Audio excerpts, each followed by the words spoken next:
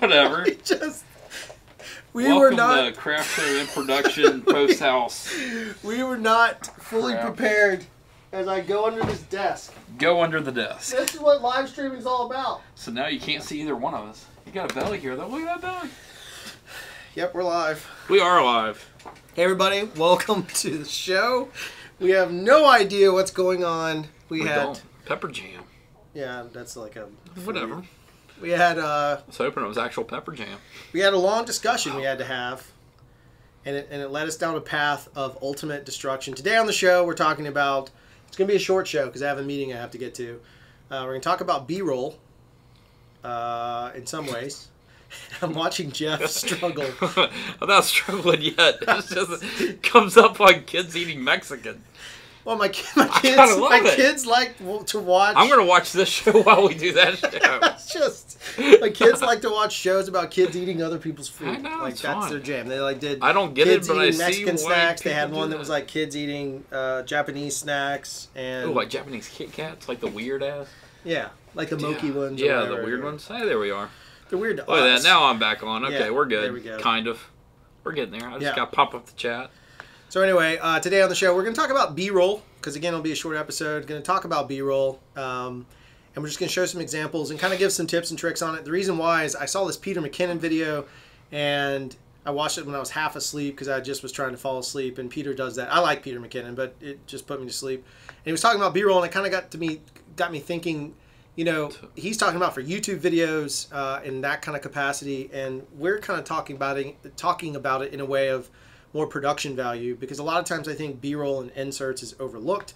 People often don't, filmmakers often don't get enough of that, and there's some really simple, easy ways to do it, especially like if you're a light crew or you're a small crew or you're going guerrilla or whatever it is, that you can just kind of cheat some things very simply. We've got some examples we can show, and then... do that. So, yeah. I can't have a beer because I don't know if me going into a meeting will be that great. So beer? Yeah. I'm drinking a delicious Topo Chico. Lime flavored, green bottle Topo Chico. No more T-ball, but I just got to crack one here. I don't know what Jeff's doing. You got that. I was looking for the bottle opener. Oh, I got it. That's fine. I brought the one. We keep it on a string. It's kind of like a gas station bathroom key. It's exactly like a bathroom key. And then I am drinking Yellowhammer Brewing Cheatin' Heart IPA that Drew brought me. Yes, it's good. But it is good. How was everyone's Memorial Day weekends? If you're in the States or anywhere around the world, if you celebrate Memorial Day, first off, we'd like to take one moment to say thank you to those who have made the ultimate sacrifice, so that we can post stupid videos on YouTube. And that's a blunt way of saying thank you, but it's the truth. Like, we have the freedom to put content out because someone else had the bravery to do something we didn't. So anyway, thank you. Happy Memorial Day. Post-Memorial Day episode. There'll be a video dropping later this week. A little bit different than we've done on the channel before. Just a very personal video. I had to go, or on Memorial Day, I took the day off, which is a first. And we went down to, my family has a beach home, a vacation home. And so I went down to my parents' vacation retirement home space and stayed in the room that I stayed in right after my entire life got flipped upside down, pre-kids. And so it's just kind of a story about that. Hopefully it's encouraging. It's a rant a little bit, got some B-roll in there. You'll see what I'm talking about. It'll correlate slightly to this video. If it wasn't a Drew video, there would be no ranting. No, it's a total rant. In fact, I like interrupt myself several times for random thoughts about like I was hearing that earlier. Yeah, Mr. Pickles and the other gang. You may or may not know. So that's where it is. Father Tone Change is here. I just talked to your son. The original Tone Change, OG Tone Change, OGTC, whatever you want to go. Little with. camera got hit in the face of tent poles.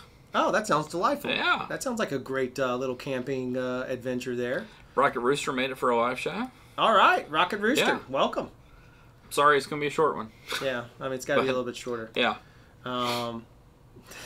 That is one of the best things that happens during camping. Unless it happens to you, and then it sucks. Getting hit in the face with a tent pole. Yeah, but when somebody else has it happen to them and you're there, it's awesome.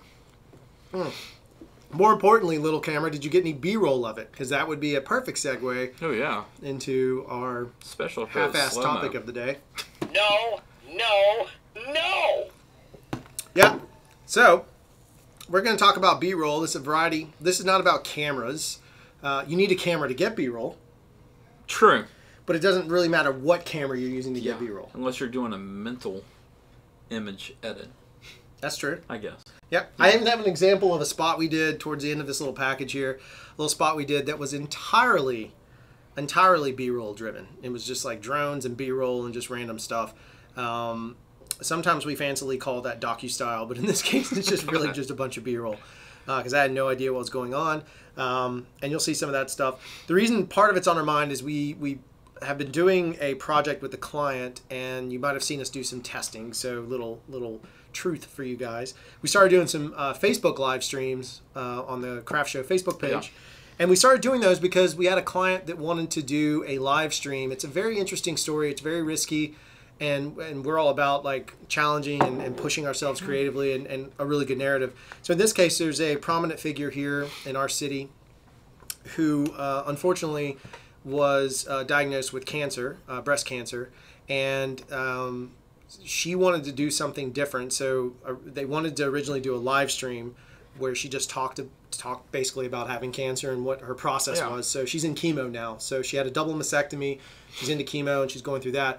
But the challenge was for us is that it's kind of hard to do that without making it kind of, for lack of a better word, boring, because there's so many potential HIPAA violations or whatever it is where you can't show people's faces and protecting them. And so we decided to pitch them on an idea of doing a package, and it got kind of tricky really quickly. I haven't shot news style in a long time, and all of a sudden we had to get clever on like juxtaposing images against it, which is a great documentary technique. Oh no, yeah, definitely. But doing it on the day means you have to think 2 times ahead. Like you're thinking about the story plus the B-roll.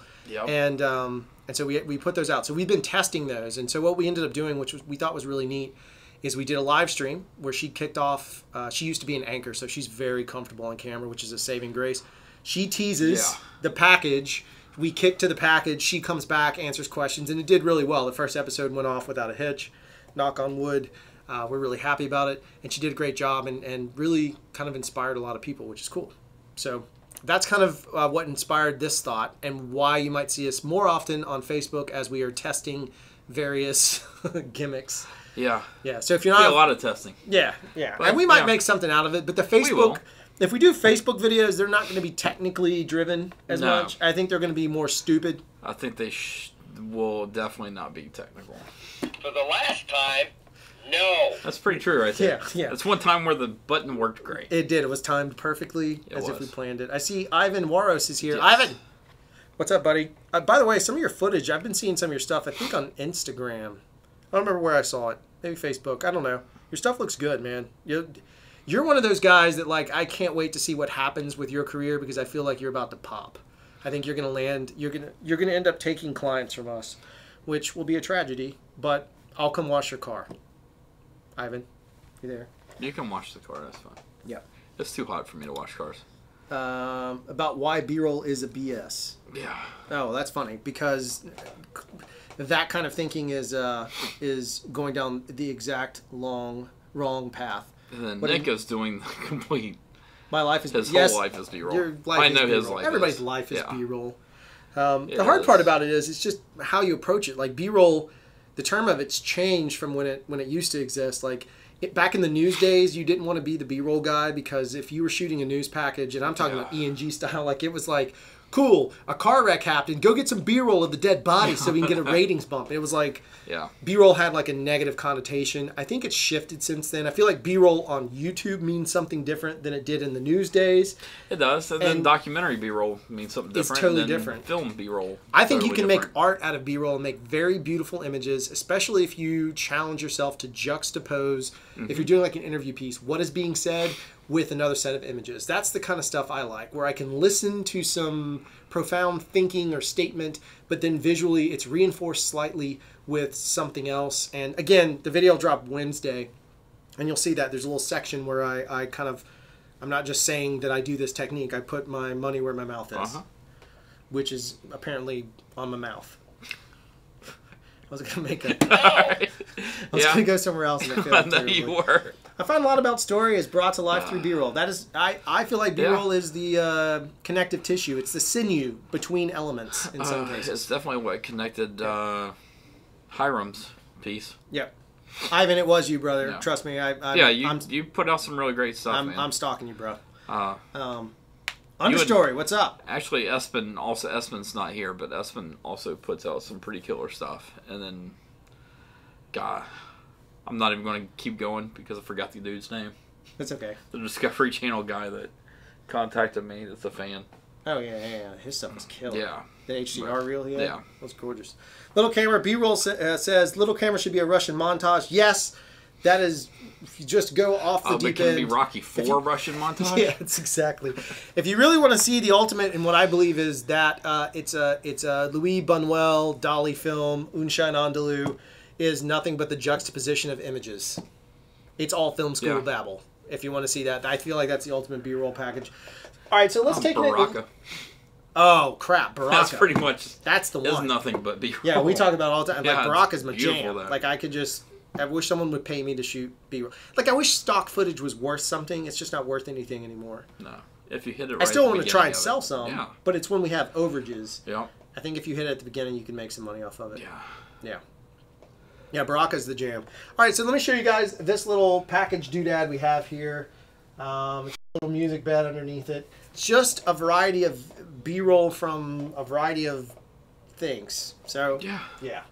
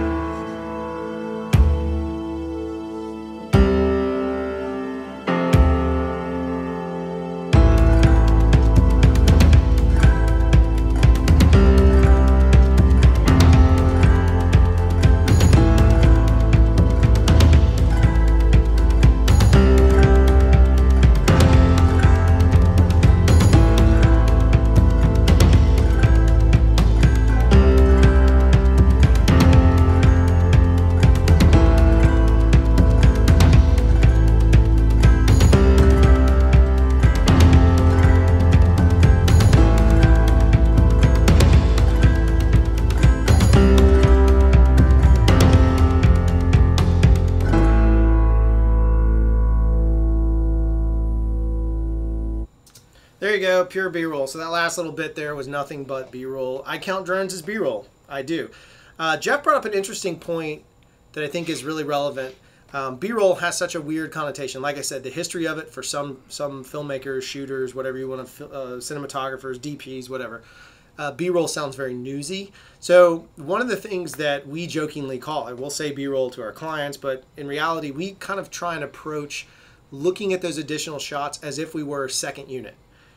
So if you consider second unit in the film world, that's a very prestigious space. Normally second unit is the really epic stunt shots, or it's insert shots, or it's coverage without the principal actors in it. Mm-hmm. And that means it needs to be of the same quality as the movie you're shooting with the principal actors. So if you just take the term B-roll, and fine, that's the public term, but in your mind you say, okay, you know what, it's not B-roll to me, it's second unit, so this is going to be the pieces that help convey the action, set the geography, show the insert, that help really tell the story, reinforce the story, if you will. So kind of think of your B-roll more as second unit than anything else, and that's going to make a huge difference in your approach, because all of a sudden you're thinking about the quality of the shot, not just the volume of shot. Exactly. Yeah. And it's also because Father Tone Change said he'd argue that some of what was in that isn't B-roll. Could you have done it without it? If not, is it B-roll? I think B-roll and second unit is as important as A-roll. Yeah. I guess you would say. Yeah. You know, usually the way most people do it is the way of you have one unit doing one thing, one unit doing another thing. Well, that's film style. Yeah, it's what you and I do a lot when we do our B-roll. Yep. You know, we dance around each other. One goes one way, one goes the other way. Sometimes we connect. Yep. Sometimes we don't. But it's all just as important. It's just not the principal subject matter. Right. I It may guess, in contain the principal subject. But it's and not some of totally that about stuff. it. You know, and with feature film, it definitely...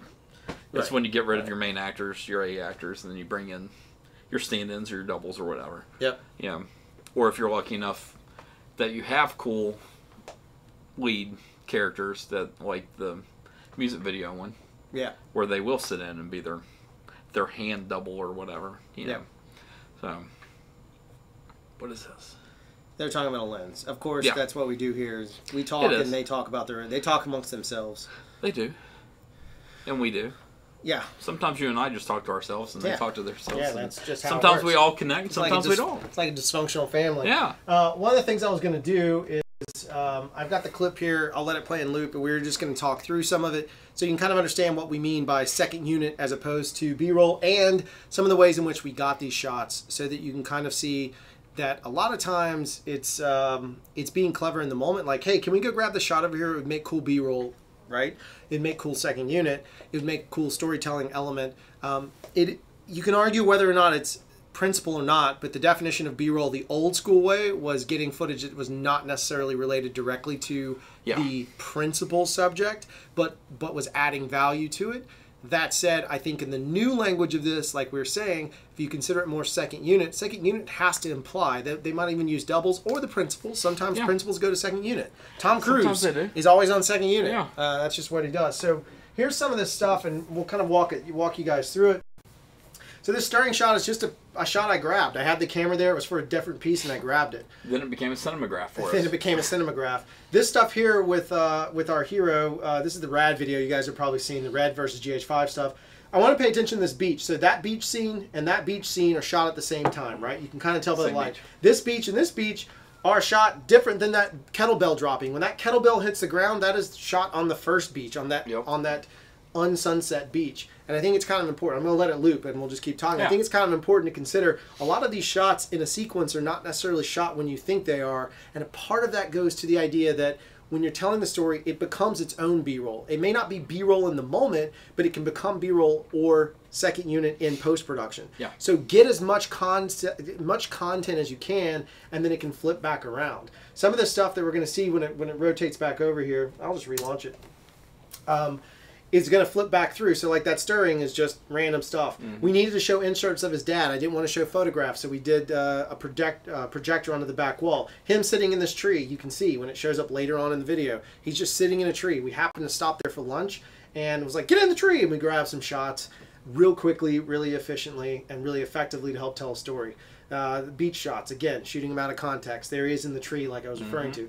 Roller coaster stuff, B-roll of this. We just went and shot the rides because we knew we were going to need them eventually. The time lapses is Time-lapse is a big one. Yeah. That's a huge thing that people don't often consider. A time-lapse is like, it can give you a whole new perspective on footage that I think is often overlooked to a great degree. Like a lot of times people they just don't consider the time-lapse to be part of that. So what we're referring to is this kind of stuff. We needed to fill a gap on a spot, so we just shot some time-lapse while we were shooting this other nighttime B-roll stuff. And it's all B-roll. There's no principle in this. The rides, I guess you could argue, are the principles.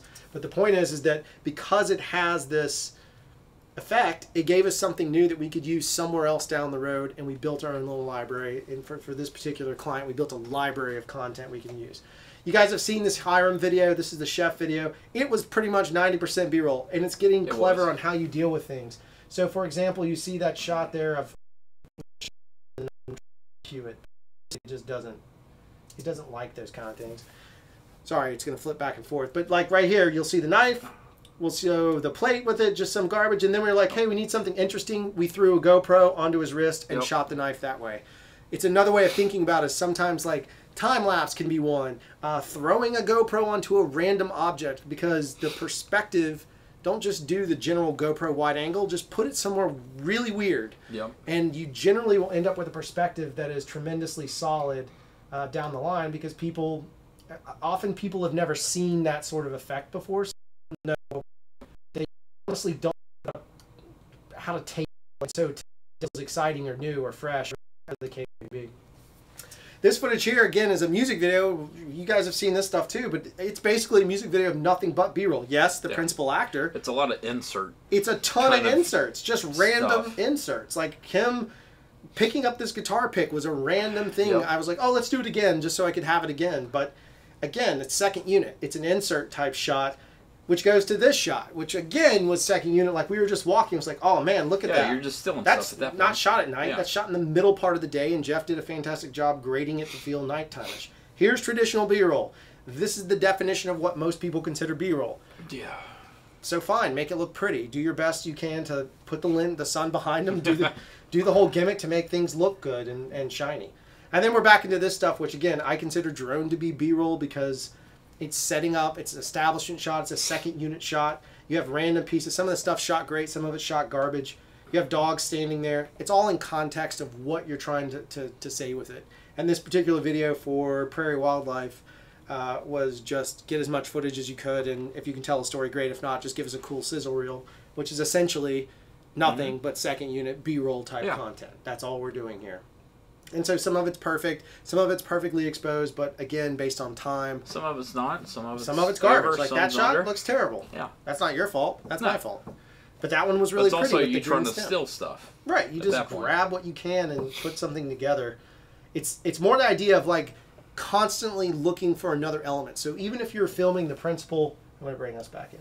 Even if you're filming the principal actor or your principal subject, it's more about seeing what you can get to connect that. So you might be walking around their place, like the video coming up on Wednesday.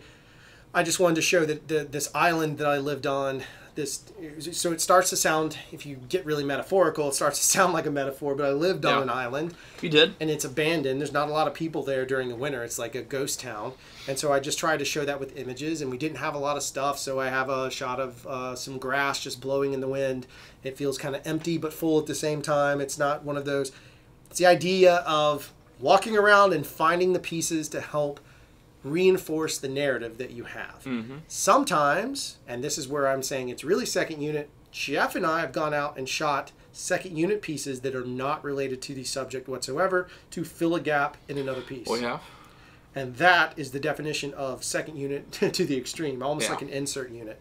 So we faked it all the way through. So it's just an idea of like the easy way to do that, and the reason why I say it adds value and will help you make more money is because when people see that level of it, when your client sees it, or you know your audience sees it, if there are details like that, there's little moments in there, there's little things that they've noticed before. That's what you're trying to achieve. Sometimes B-roll helps reinforce a story. Sometimes it works as a second unit element. Sometimes it works as a story driving mechanism, a narrative hook. But it can also be a relational element, which is, oh, I get that. Like I remember looking at the seagrass and always appreciating it, blowing in the wind and whatever it might be. And a lot of it, obviously, we shoot a lot of it in slow-mo because I think it looks pretty. We do. Which a lot of people do. Which is just 60 fips. And who gives a crap how it looks? Because if you're going to YouTube or, frankly, even broadcast, no one's going to notice it. Pixel peepers. Watch a 30-second commercial and pixel peep it. Just have fun with that because you can't go back. You're only going to see it for what... Even if it runs like 26 times in a row. Now, on the internet, you can peep it.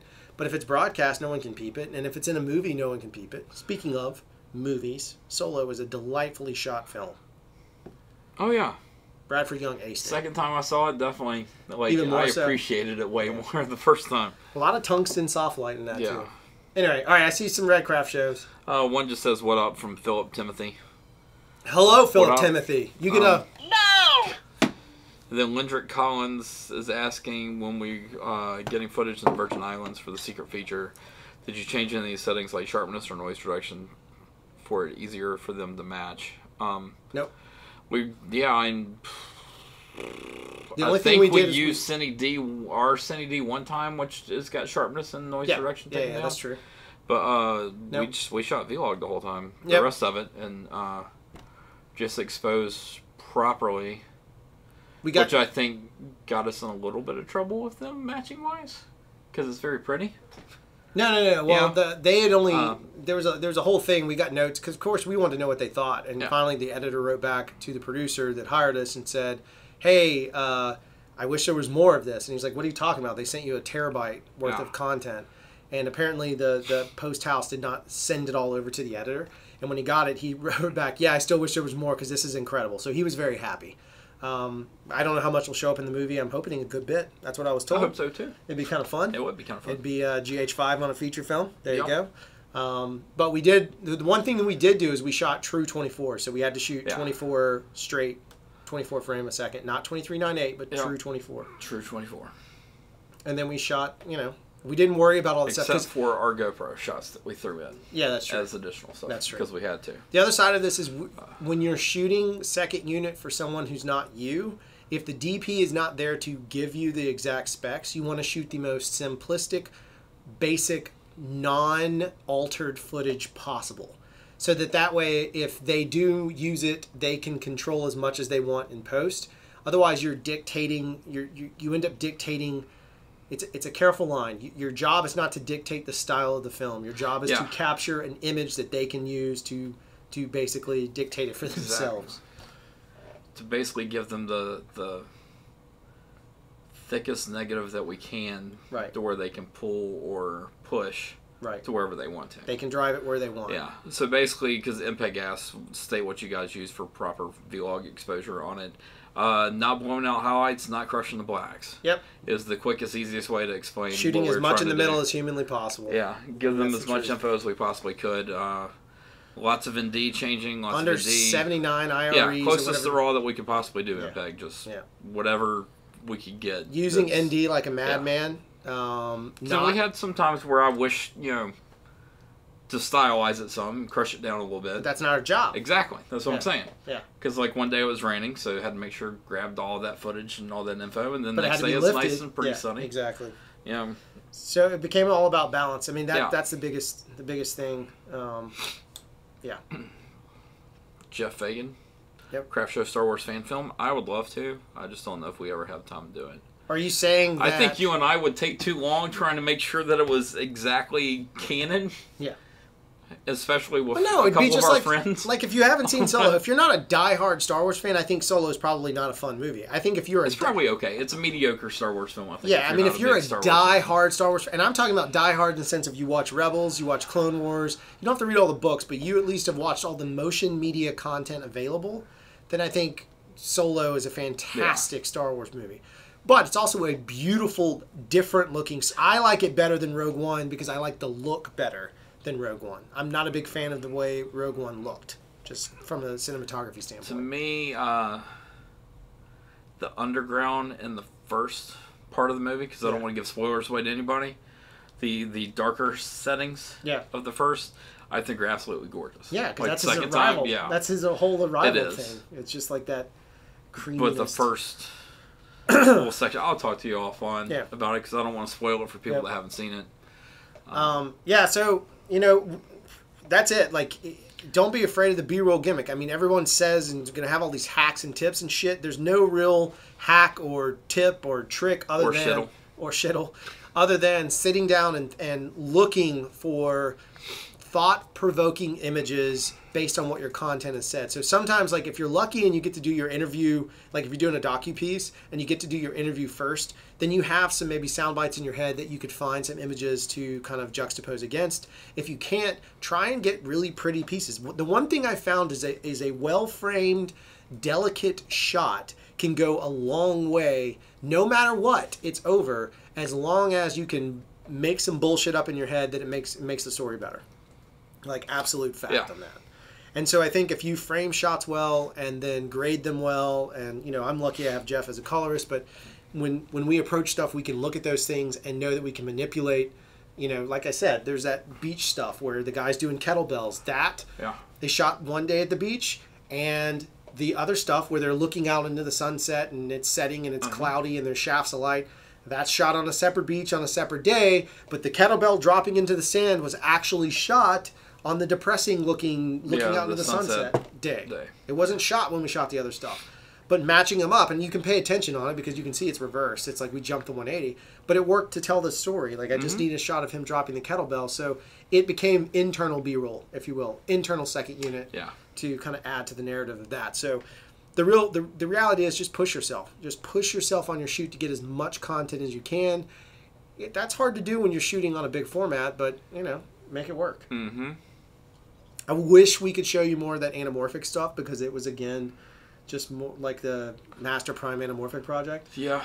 If we could show more of that, because there's some detail shots in there that are just sick, and it's just pure B-roll. That's what we're doing again. Except the focus of it is it's architectural. Yeah, I mean it's kind of B-roll, but the main focus of every shot is the architecture. Right. So it really, you could go either way. It's principal photography of something, but it's all B-roll. It's all pretty shots. Yeah. Save and rewind. Yep. Hello, ladies. All right, well. But it's 2:30. Yeah, I have to travel across the city, so short episode today. We'll have a new episode dropping, or just a rant. An episode. Whatever. An actual episode. I had an episode. Yeah.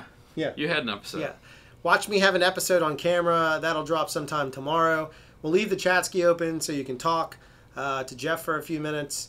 But otherwise, thanks for watching. If you have any other questions, comments, you can always send us email, drew@craftshow.com, jeff@craftshow.com. You can also follow us on Instagram @craftshow. We respond to questions there, too. Yep. And then follow us on Facebook, because, again, we do weird live streams Instagram, there. Facebook. Twitter, but we don't use Twitter. Yeah, we don't use Twitter, really. Sideline, though, I got Twitter famous for, like, 4 to 5 days. 4 to 5 days, I was Twitter famous. Now you're going to completely fall off the wagon since somebody else has made bigger news now. My God, Roseanne Barr, what a pile of crap that lady is. I see a craft show in there. It could have actually been a great one for Queen. Yep. MPEG, I'm getting ready to screenshot this and check it out as soon as we get off air. Yeah, and then I saw kind of like Rogue One. Yeah, Jamie. Yep, Jamie Tannock. Which, I agree. It's same as with Solo. You go in the Solo, you know that Han, Lando, and Chewie all survive. Yeah. Like, no matter what. That's it. So. Nicholas, tell Wade to call me, please. We were supposed to have a conversation. You never called me about something. I'm holding you responsible. No! Yes. Shoot B-roll of it, too, if you want. Get some B-roll. I haven't seen Wade in a long time. Yep. All right, guys. Thanks again, and